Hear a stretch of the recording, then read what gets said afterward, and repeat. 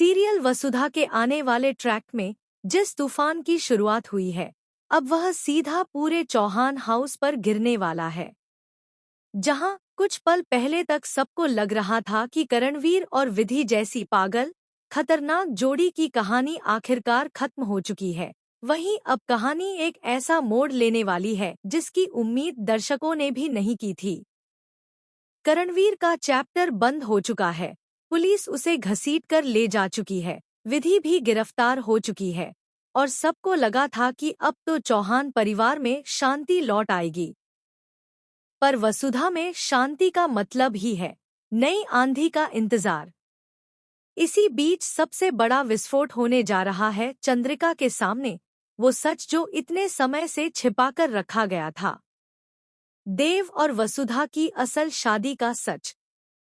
देव, जो इतने दिनों से चुप था, जो अपनी असली पत्नी तक को बचाने के लिए कुछ बोल नहीं पा रहा था, अब उसकी हालत ऐसी है जैसे गले में शब्द फंसे हों, दिल में भावनाएं दबी हों और सच सामने आते ही पूरा घर हिल जाएगा।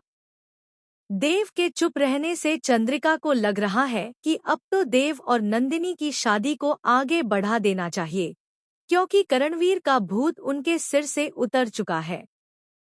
चंद्रिका को लगता है कि अब घर में सब सामान्य हो चुका है, लेकिन असल सच तो अभी सामने आना बाकी है और वह सच पूरी चौहान हवेली की नींव हिला देगा। जैसे ही लग रहा था कि अब घर में थोड़ा सुकून मिलेगा, तभी अचानक अविनाश और हनुमंत की वापसी होती है। और तभी आता है सबसे बड़ा झटका, सूर भाई साहब की धमाकेदार एंट्री। सूर की वापसी बिल्कुल फिल्मी स्टाइल में होती है, मानो वो तभी लौटे हों जब सच को बाहर आने की सबसे ज्यादा जरूरत हो। सूर, जो हमेशा सही का साथ देता है, इस बार कुछ ऐसा करने वाला है जो चंद्रिका की जड़ों तक को हिला देगा। चंद्रिका बड़े आराम से घोषणा करती है कि अब देव और नंदिनी की शादी फिर से शुरू की जाएगी। उसे लगता है कि अब सब ठीक है, लेकिन सूर वहीं खड़े होते हैं और अपनी गहरी आवाज में कहते हैं, नहीं चंद्रिका, यह शादी नहीं हो सकती। चंद्रिका भड़क उठती है। क्यों? आखिर क्यों नहीं हो सकती?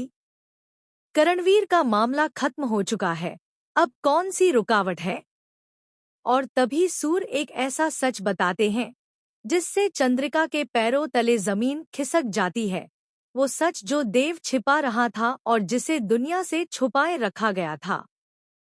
सूर साफ आवाज में कहता है, क्योंकि पहले से शाह